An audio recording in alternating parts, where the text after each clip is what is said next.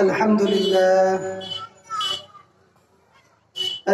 لله نحمده ونستعينه ونستغفره ونؤمن به ونتوكل عليه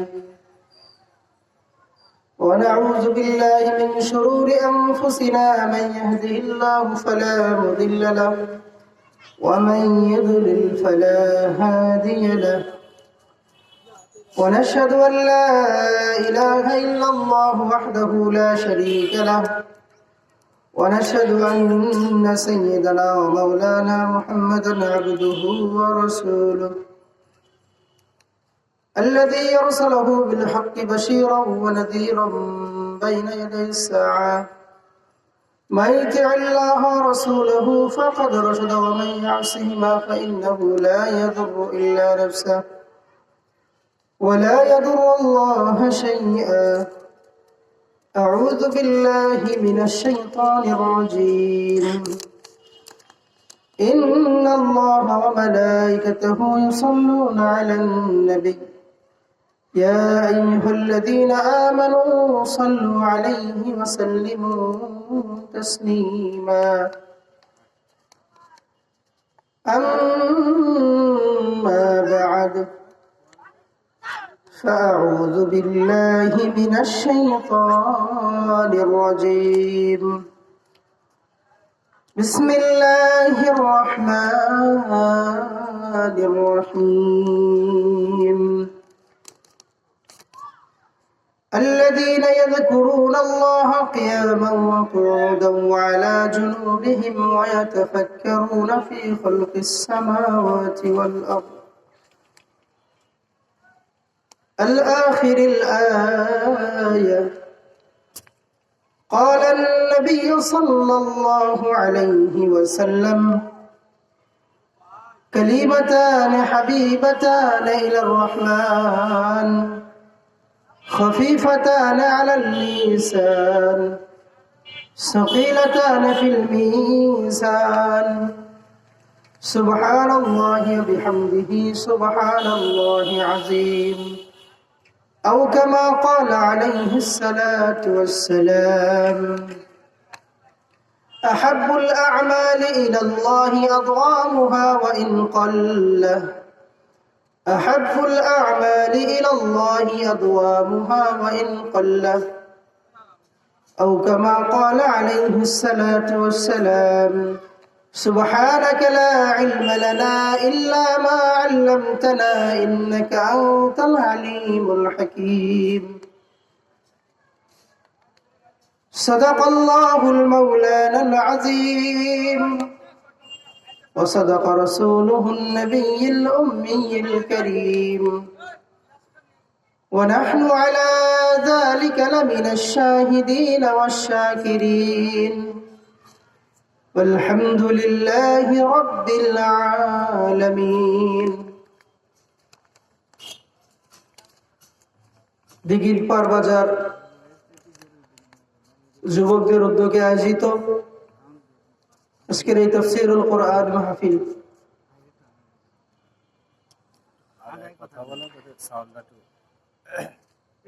আপনাদের এলাকার ছেলেপেলেরাই, আপনাদের এলাকার যুবকরাই আপনাদের সাহায্য সহযোগিতা, আপনাদের সাপোর্ট, আপনাদের পরামর্শে, আপনাদের উদ্যোগেই সওয়াবের নিয়তে আপনাদের এই বাচ্চারাই মাহফিলের ব্যবস্থা করছেন। এটা একটা দ্বীনি কাজ, এর ভিতর কোনো সন্দেহ নাই। এটা অত্যন্ত দামি কাজ, এর ভিতর কোনো সন্দেহ নাই। এই কাজটা আল্লাহ তাআলার মহাব্বতের কাজ, এই কাজটা আল্লাহ তাআলার পছন্দনীয়, এর ভিতর কোনো সন্দেহ নেই। যদিও এলাকার মানুষের হক ছিল প্রথমত যে সমস্ত কাজ থেকে ফারেগ হয়ে প্যান্ডেলে এসে বসে যাওয়া, কিন্তু নানান ব্যস্ততার সময় আমাদের ভিতর থেকে চলে যাচ্ছে। এই ব্যস্ততার সাথে দুনিয়ার মানুষগুলো আমরাও ব্যস্ত হয়ে গেছি, যার কারণে এই দিনই মাহফিলে আসার সুযোগ একটু কম হইতেছে। তো আমরা এখনো যারা বাহিরে আছি ইনশাল্লাহ অতি দ্রুত কাজ শেষ করে মাহফিলে আসার চেষ্টা করবো ইনশাআল্লাহ। মা তাওফীক ইল্লা বিল্লাহ। তো এই ছোট্ট পরিসরে সামান্য কিছু কথা বলবো ইনশাআল্লাহ, যদি আল্লাহ রাব্বুল আলামিন আমাকে তৌফিক দান করেন। তো কথা বলার শুরুতে কিছু কথা আমরা আমল করার চেষ্টা করব, কথাগুলি মানার চেষ্টা করব, দিলের কান দিয়ে শোনার চেষ্টা করব। আমাদের আশেপাশে বর্তমান সময়ে অজস্র দ্বীনি আলোচনার মাজলিস হয়, মাহফিল হয়,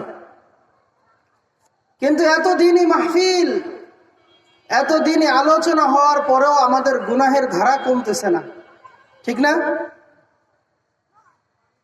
দ্বীনের আলোচনা বেশি, এলাকায় মাদ্রাসা মসজিদ বেশি, এলাকায় আলেম উলামা বেশি, কিন্তু তারপরও আমাদের গুনাহের মাত্রা কমতেছে না। তো এর ভিতর কিছু সমস্যা আছে,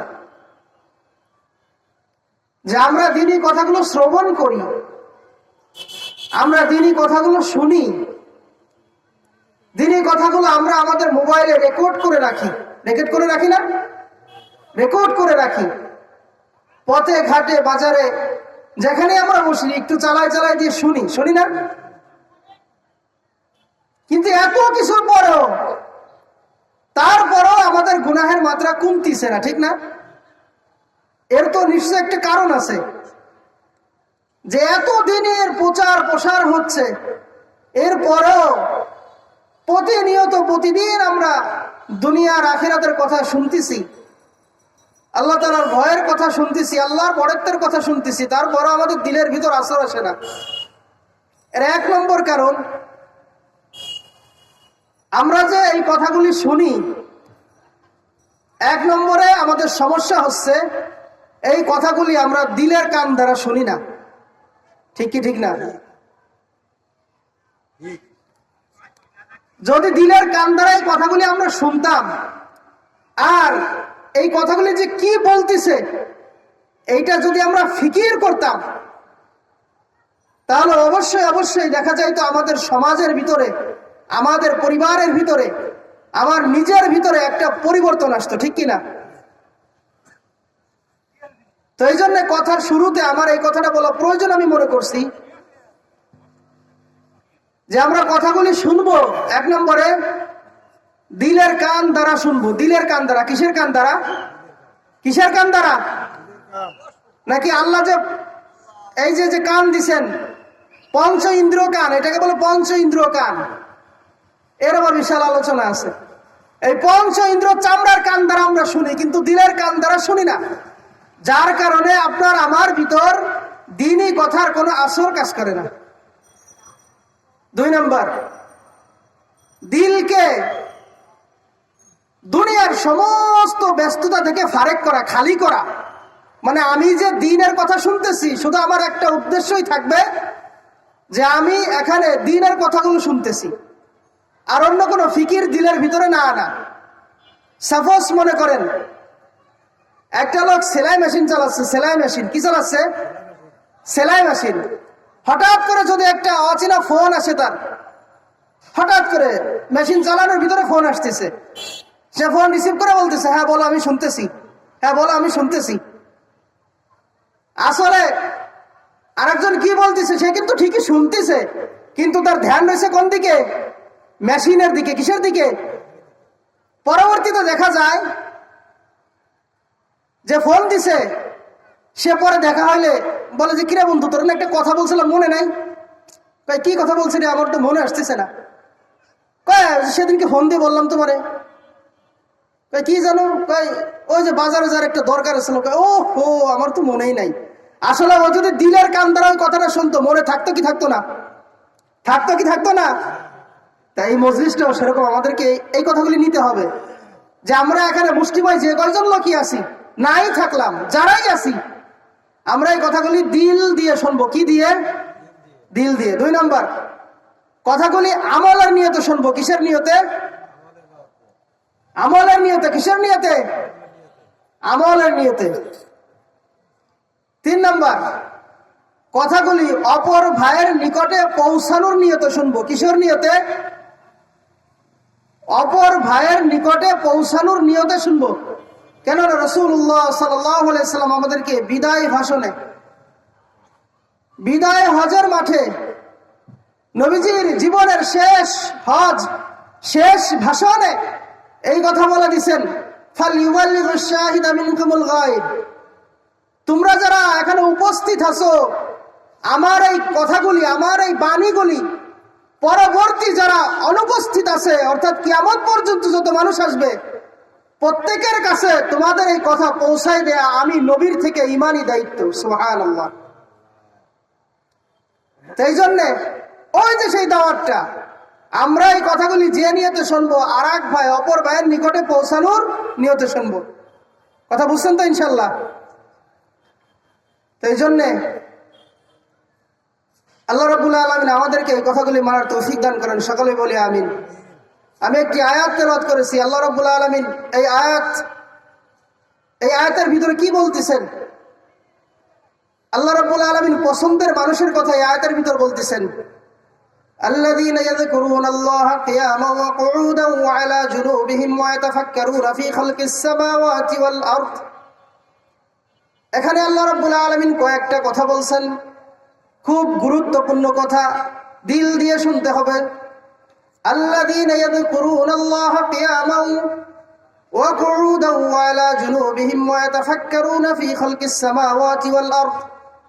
আল্লাহ রাব্বুল আলামিন বলেন, দুনিয়ার ভিতরে সবচেয়ে শ্রেষ্ঠ ব্যক্তি হচ্ছে তারা যারা উঠতে, বসতে, শুইতে, ঘুমাইতে, জাগ্রত হইতে, বাথরুমে যাইতে, টয়লেটে যাইতে আসতে, ঘুম থেকে খাওয়া, খাওয়া থেকে ঘুম, চলা থেকে ফেরা, ফেরা থেকে চলা, উঠা থেকে বসা, বসা থেকে উঠা, নামাজ থেকে নামাজের বাহিরে, নামাজের ভিতরে, সর্ব অবস্থায় আল্লাহ রাব্বুল আলামিনের স্মরণ করবে। কার স্মরণ করবে? আল্লাযীনা ইয়াযকুরুনাল্লাহা কিয়ামা, ওই সমস্ত সফলকাম ব্যক্তিরা যারা দাঁড়ানো অবস্থায় আল্লাহ রাব্বুল আলামিনকে স্মরণ করে। কাকে? আল্লাহ রাব্বুল আলামিনকে স্মরণ করে। ওয়া কুউদাও, বসা অবস্থায় আল্লাহ তাআলাকে স্মরণ করে। ওয়া আলা জুনুবিহিম ওয়া ইয়াতাফাক্কারুনা ফী খালকিস সামাওয়াতি ওয়াল আরদ,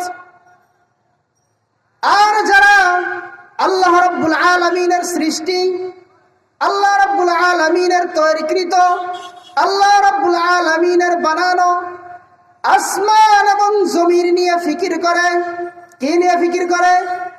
আসমান এবং জমিন নিয়ে ফিকির করে। আসমান বানাইছেন কে? আসমান বানাইছেন কে? জমিন বানাইছেন কে? জমিনের মাঝখানে সমস্ত জীব জন্তু, জানোয়ার, মানুষ, প্রাণী, পশু পাখি, এই সমস্ত প্রাণীকে সৃষ্টি করছেন কে? আল্লাহ। কে সৃষ্টি করছেন? আল্লাহ। তো এই জন্য আল্লাহ রাব্বুল আলামিন বলতেছেন, দুনিয়ার সমস্ত মানুষের ভিতর থেকে শ্রেষ্ঠ মানুষ হচ্ছে তারাই যারা শোয়া, বসা, খাওয়া দাওয়া, ঘুম, সর্ব অবস্থায় শুকরিয়া করে। আল্লাহ রাব্বুল আলামিনের কার শুকরিয়া করে? তো এই জন্য আমাদেরকে সর্ব অবস্থায় আল্লাহ রাব্বুল আলামিনের শুকরিয়া করতে হবে। আল্লাহ রাব্বুল আলামিন আসমান বানাইছেন, আসমান নিয়ে ফিকির করতে হবে। এইবার আসমান নিয়ে কি ফিকির করতে হবে? আল্লাহ রাব্বুল আলামিন আসমান নিয়ে ফিকির করার কথা বলছেন যে আল্লাহ রাব্বুল আলামিন আসমানটাকে এত সুন্দর করে বানাইছেন, এত সুন্দর ছাদ করে বানাইছেন। আসমানের ভিতর আল্লাহ রাব্বুল আলামিন একটা পিলার লাগান নাই। কি লাগান নাই? আসমানে কোনো পিলার আছে? আল্লাহ তাআলা বলতেছেন, তারাউনাহা বিগাইরি আমাদিন, তোমরা আসমানের দিকে তাকাও, দেখো আমি আসমানকে খুঁটি বিহীন সৃষ্টি করেছি। কি বিহীন সৃষ্টি করেছি? পৃথিবীতে এমন কোন ইঞ্জিনিয়ার আছে নাকি? আছে নাকি যে কোন খুঁটি ছাড়া, কোন পিলার ছাড়া ছাদ বানাইতে পারে? আছে? আছে। কিন্তু আল্লাহ রাব্বুল আলামিন পারেন কি পারেন না? তো এই জন্য আল্লাহ রাব্বুল আলামিন বলছেন, তোমরা আমার আসমান নিয়ে ফিকির করো, আমার জমিন নিয়ে ফিকির করো। এরকম আল্লাহ তাআলা বলেন যে শুধু একটা আসমান আমি বানাই নাই, আমি এরকম একটা করে সপ্তম আসমান আমি আল্লাহ তৈরি করছি। কত আসমান? সাত আসমান আল্লাহ রাব্বুল আলামিন তৈরি করছেন। এইটা নিয়ে আমাদেরকে ফিকির করতে হবে। যদি আমরা আল্লাহ তাআলার এই সৃষ্টি নিয়ে ফিকির করতে পারি, যদি আপনি আমি আল্লাহ তাআলার এই মাখলুক নিয়ে ফিকির করতে পারি, তাহলে আপনার আমার ঈমান শক্ত হবে, পাকাপোক্ত হবে, মজবুত হবে। আর আমাদের দেশে কিছু নাস্তিকেরা তারা ফিকির করে স্বয়ং আল্লাহকে নিয়ে। কাকে নিয়ে? আল্লাহকে নিয়ে ফিকির করে, যার কারণে তারা গোমরা হয়ে যায়, তারা নাস্তিক হয়ে যায়। পরে ফিকির করতে করতে করতে করতে একটা পর্যায়ে বলে যে দিস ইজ নেসেসারি, এটা তো একটা প্রাকৃতিক, আল্লাহ বলতে কিছুই নাই। নাউযুবিল্লাহ। এটা কি? এটা তো প্রাকৃতিক, এটা একটা প্রাকৃতিক শক্তি, এটা পরিচালনা হচ্ছে। কিন্তু এটা পরিচালনা করতেছেন কে? কে পরিচালনা করতেছেন? আল্লাহ পরিচালনা করতেছেন। তো এই জন্য আল্লাহ তাআলা বলছে তোমরা চিন্তা করো, তোমরা ফিকির করো আমার সৃষ্টি নিয়ে। কি নিয়ে? লিল্লাহি মা ফিস সামাওয়াতি ওয়া মা ফিল আরদ, আসমান এবং জমিনের মাঝখানে যা কিছু আছে কে সৃষ্টি করেছেন? আল্লাহ রাব্বুল আলামিন সৃষ্টি করেছেন। আর আল্লাহ তাআলা বলতেছেন তোমরা গবেষণা করো, তোমরা ফিকির করো, তোমরা চিন্তা ভাবনা করো আমার আসমান নিয়ে, আমার জমিন নিয়ে। আমি যে একটা মাছ সৃষ্টি করলাম, আমি একটা প্রাণী সৃষ্টি করলাম, পৃথিবীতে এরকম কোন বিজ্ঞানী আছে যে আমার সৃষ্টির মতো সৃষ্টি করবে? পারবে? কখনোই পারবে না। আল্লাহ তাআলা কোরআনের অন্য জায়গায় বলেন যে পৃথিবীর সমস্ত বিজ্ঞানীরা মিলে, যদি পৃথিবীর সমস্ত শক্তি মিলে একটা মাছি সৃষ্টি করে, কি মাছি? আল্লাহ তাআলা দ্ব্যর্থহীন ভাষায় ঘোষণা দিচ্ছেন যে পৃথিবীর সমস্ত বিজ্ঞানীরা মিলে একটা মাছি তৈরি করো। তো কি তৈরি করো? এখন আপনার আমার মনে প্রশ্ন জাগতে পারে যে বিজ্ঞানীরা তো প্লেন বানাইছেন। কি বানাইছেন? কি বানাইছেন? প্লেন বানাইছেন, বিমান বানাইছেন, রকেট বানাইছেন। এইটা কি করে পারলো? ওরা মুসলমান, তুমি তো এইটা চিন্তা করো, কিন্তু এইটা তো চিন্তা করো না প্লেন দেখতে কিসের মতো? পাখির মতো। কিসের মতো? প্লেন দেখতে কিসের মতো? পাখির মতো। এরকম ভাবে তারা গবেষণা করছে, তারা চিন্তা ফিকির করছে যে আল্লাহ তাআলা তো এই পাখি বানাইছেন, তাহলে এই পাখির মতো এমন একটা যন্ত্র আমাদের বানাতে হবে যে দ্রুত গতিতে চলতে পারে। সেইটার নাম হলো এরোপ্লেন, বিমান, রকেট। ঠিক কি ঠিক না? কিন্তু মূল স্বয়ং সৃষ্টিকারী কে? কে সৃষ্টিকারী? আল্লাহ রাব্বুল আলামিন মূল সৃষ্টিকারী। আল্লাহ তাআলার এই সৃষ্টি দেখে দেখে পৃথিবীর সমস্ত মানুষ এই নমুনা দেখে দেখে তৈরি করছে। আজকে দুনিয়াতে যত সৃষ্টি আপনি দেখতে পান, দুনিয়ার মধ্যে যত কিছুই আপনি দেখতে পান না কেন, কোন কিছুর অবয়ব দেখা ব্যতীত, নমুনা ব্যতীত কি কোনো কিছু কেউ বানাইতে পারে? পৃথিবীর কোন বিজ্ঞানী কোন নমুনা ছাড়া কিন্তু কোনো কিছুই বানাইতে পারবে না। আমাদের দেশের রাজমিস্ত্রিরা, কাঠমিস্ত্রি দেখেন না? তারা দেখেন না খাটের উপরে কত সুন্দর সুন্দর নকশা আঁকে? এইগুলো কি তারা নিজের থেকে আঁকে? দেখছেন কোন সময়? তাদের কিছু ডাইস আছে। কি আছে? ডাইস আছে না? ওই ডাইসে সুন্দর করে একটা সমান প্লেটের মতো একটা কাঠের উপরে বসায়, কাঠের উপর রেখে এরপরে কি করে? পেন্সিল দিয়ে দিয়ে ওটাকে সমান করে ওই ফুলটা তৈরি করে। তৈরি করে না? তৈরি করে। তো এই জন্য বাবাজি বুঝতে হবে আল্লাহ রাব্বুল আলামিন আপনাকে আমাকে বানাইছেন, এই জন্য সমস্ত অবস্থায় শুকরিয়া করতে হবে কার?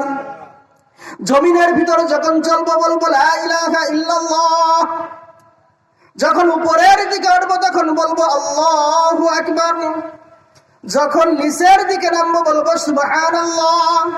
সর্ব অবস্থায় শুকরিয়া করব কার? আল্লাহ রাব্বুল আলামিনের শুকরিয়া আদায় করতে হবে।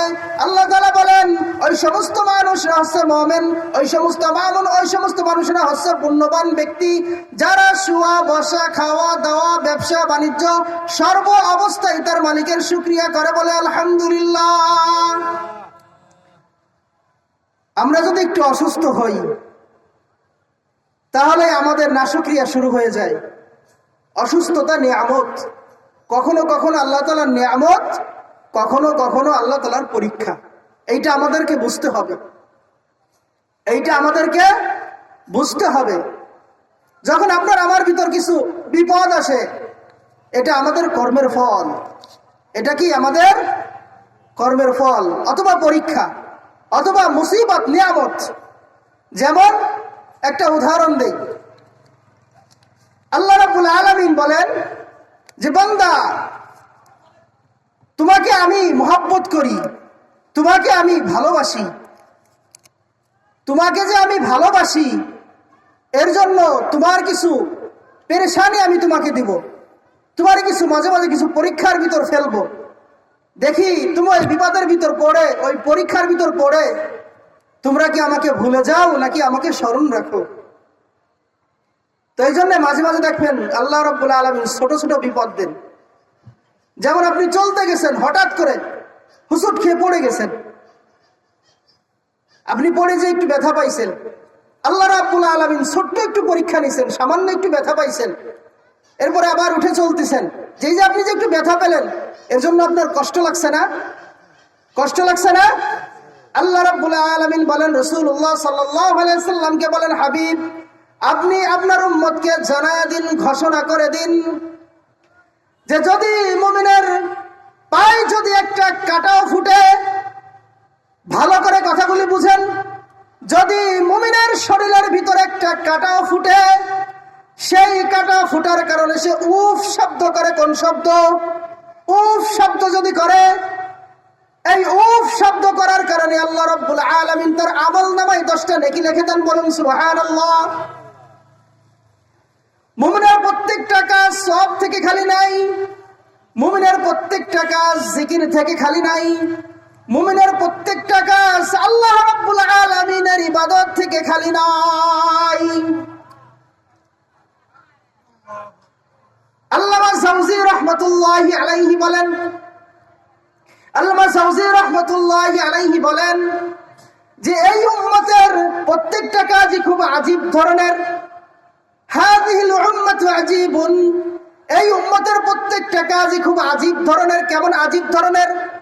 তিনি বলেন, আমার কাছে আশ্চর্য লাগে যে এই উম্মত যদি গোটা সময়, পুরো সময়টাও যদি সে রাসূলুল্লাহ সাল্লাল্লাহু আলাইহি ওয়াসাল্লামের আদর্শের ভিতর কাটায়, যখন সে রাসূলুল্লাহর আদর্শের ভিতর কাটাবে, তখন তার এই কাজগুলি, তার এই কর্মগুলি ইবাদতে পরিণত হয়ে যাবে। সুবহানাল্লাহ। আর যখন সে এই কাজগুলি রাসূলের আদর্শের বিপরীত করবে, তখন তার এই কাজগুলি হারাম হয়ে যাবে, নাজায়েজ হয়ে যাবে, তাকে জাহান্নামে নিয়ে যাবে। যদি কেউ রাসূলের সুন্নাত মেনে বাথরুমে যায়, কিসে যায়? বাথরুমে যায়, টয়লেটে যায়। টয়লেটে যাওয়ার সময় রাসূলের সুন্নাত আছে না নাই?